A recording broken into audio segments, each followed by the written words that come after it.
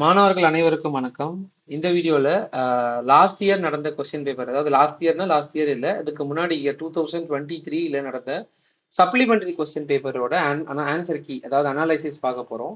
இதுல கொஸ்டின்ஸ் வந்து எப்படி கேட்டிருக்காங்க, எந்த பார்ட், எந்த பர்சன்டேஜ் வந்து பயாலஜில இருந்து வந்திருக்கு, பயாலஜியோட ஸ்ட்ரென்த் என்ன, கெமிஸ்ட்ரி பிளஸ் பிசிக்ஸோட ஸ்ட்ரென்த் என்ன அப்படின்னு பார்க்க போறோம். நீங்க எல்லாருமே வந்து எக்ஸாம்ஸ்க்காக ப்ரிப்பேர் பண்ணிட்டு இருப்பீங்க, மொரோவர் முடிச்சிட்டு இருப்பீங்க எனக்கு தெரிஞ்சு.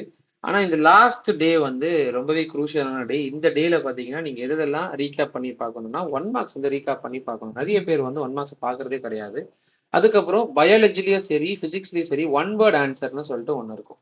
One word answer. அந்த ஒன் வேர்ட் ஆன்சர்ஸ் இல்லைன்னா வெரி ஷார்ட் ஆன்சர்னு இருக்கும். அந்த வெரி ஷார்ட் ஆன்சர்ஸை கண்டிப்பா பார்க்கணும். அதுல இருந்து 1 மார்க்ஸ் பேஸ் பண்ணி கொஸ்டின்ஸ் வந்து கேட்பாங்க. அது மட்டும் இல்லாம ப்ராப்ளம்ஸ் வந்து நீங்க பார்க்கணும். அந்த ப்ராப்ளம்ஸோட இம்பார்ட்டன்ட் ப்ராப்ளம்ஸ் வந்து நான் இதுக்கு முன்னாடி ஒரு வீடியோல போட்டிருக்கேன். அந்த வீடியோல ஒரு பிடிஎஃப் லிங்க்குமே நான் கொடுத்துருக்கேன். அதை டவுன்லோட் பண்ணி நீங்க பாருங்க. மொத்தமா ஒரு 17 ப்ராப்ளம்ஸ் இருக்கும்.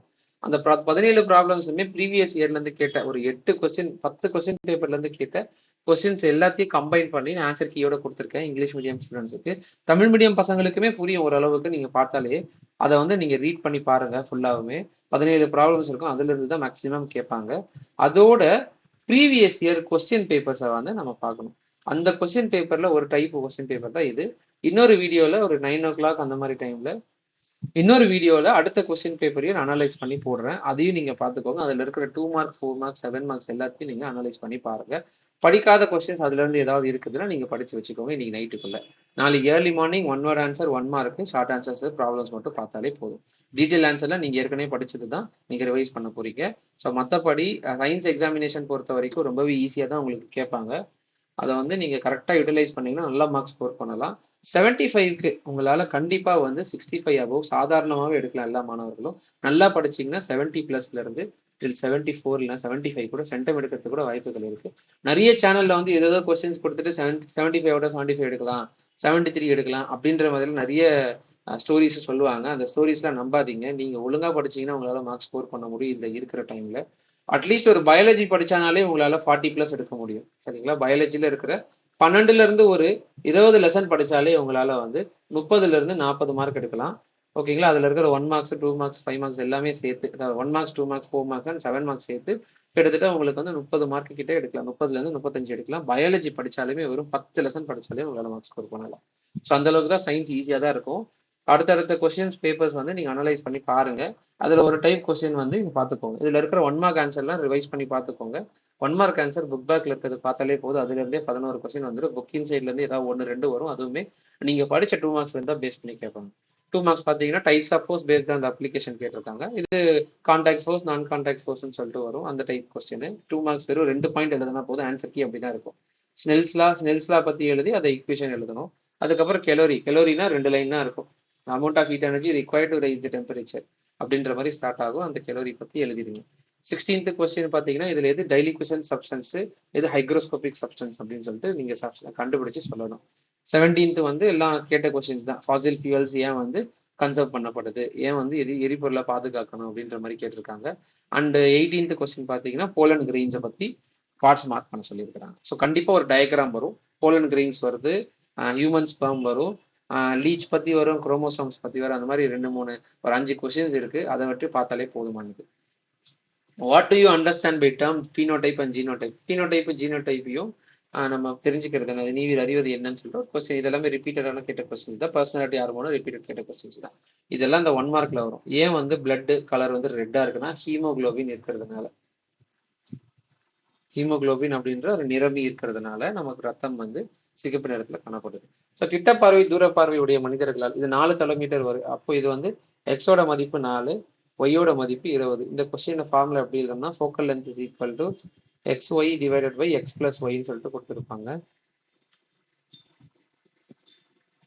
X - Y கொடுத்துருப்பாங்க. XY அப்படின்றது 4 × 20, X - Y அப்படின்றது 4 - 20.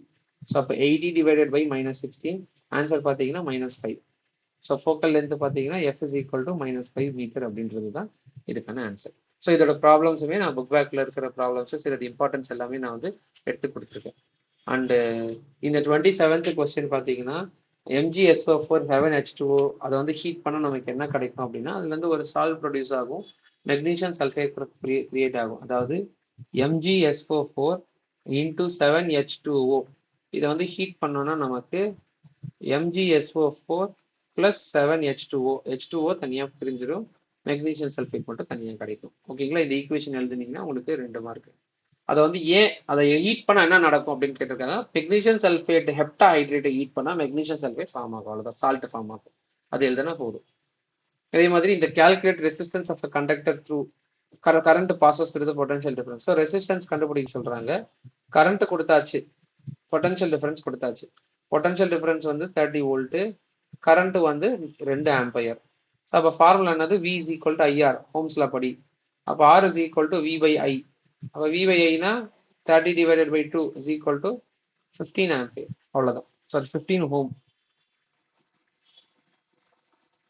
இது எழுதுனா போதும், நமக்கு 4 மார்க் கொடுத்துருவாங்க. ஸோ அதே மாதிரி 3 மார்க்ஸ் 7 மார்க்ஸுமே பார்த்தீங்கன்னா உங்களுக்கு ரொம்பவே ஈஸியாக தான் கேட்பாங்க. பெரிய கொஸ்டினாக இல்லாமல் இருந்தாலும் அட்லீஸ்ட் அந்த கொஞ்சம் பெரிய ஒரு மீடியம் சைஸில் இருக்கிற கொஸ்டின்ஸ், மீடியம் லெவலில் இருக்கிற கொஸ்டின்ஸ் வந்து 2 கேட்பாங்க. சப்போஸ் 3 கேட்குற மாதிரி இருந்துச்சுன்னா 2 மார்க் மாதிரி கேட்பாங்க. ஸோ ரொம்பவே கேர்ஃபுல்லாக இருங்க, எல்லா கொஸ்டின்ஸ் அட்டன் பண்ண பாருங்க. மேக்ஸில் அந்த மாதிரி கம்பல்சரி கொஸ்டின்ஸ் வந்து கண்டிப்பாக கிரேஸ் மார்க் கிடைக்கிறதுக்கு 99% வாய்ப்பு இருக்கு. ஓகேங்களா? ஸோ அதை பற்றின ஒரு ப்ராசஸ் தான் போயிட்டு இருக்கு இப்போதைக்கு எல்லா சைட்லையுமே. அது நீங்க கண்டிப்பா எழுதிருந்தீங்கன்னா உங்களுக்கு மார்க் கிடைக்கும். அதே மாதிரி எந்த கொஸ்டின்ஸுமே விட்டு வராதிங்க. ஏதாவது ஒரு கொஸ்டின்ஸ் நீங்க எழுதலைன்னா கண்டிப்பா ஏதோ ஒன்று எழுதி வச்சுட்டாவது வாங்க, அப்பதான் உங்களுக்கு மார்க் கிடைக்கும். கம்பல்சரி ப்ராப்ளம் கண்டிப்பா ஏதோ ஒன்று கிவனாவது எழுதி வச்சுட்டு வாங்களேன். இப்போ இதுல கொடுத்துருக்குறாங்க, இப்போ இந்த 22nd கொஸ்டின்ல வந்து ஒரு மனிதரால், அப்போ எக்ஸ் அப்படின்ற ஒரு தலைவு இருக்கு, எக்ஸ் தலைவு, ஒய் தலைவு அப்படின்ற மாதிரி எழுதுங்க. இப்போ அடுத்த கொஸ்டினுமே பாத்தீங்கன்னா இங்க MgSO4 7H2O, இது வந்து கிவன் கொடுத்துட்டு MgSO4 7H2O, இது 2 மார்க்லயே இருக்கு, புக் பேக்ல இருக்குது, அது நீங்க எழுதிடலாம். அந்த 32nd கொஸ்டின் பாத்தீங்கன்னா என்னென்ன கொடுத்துருக்காங்கன்னு பாருங்க. ரெசிஸ்டன்ஸ் கரண்ட் கொடுத்தாச்சு, அப்போ current I is equal to 2A எழுதணும்.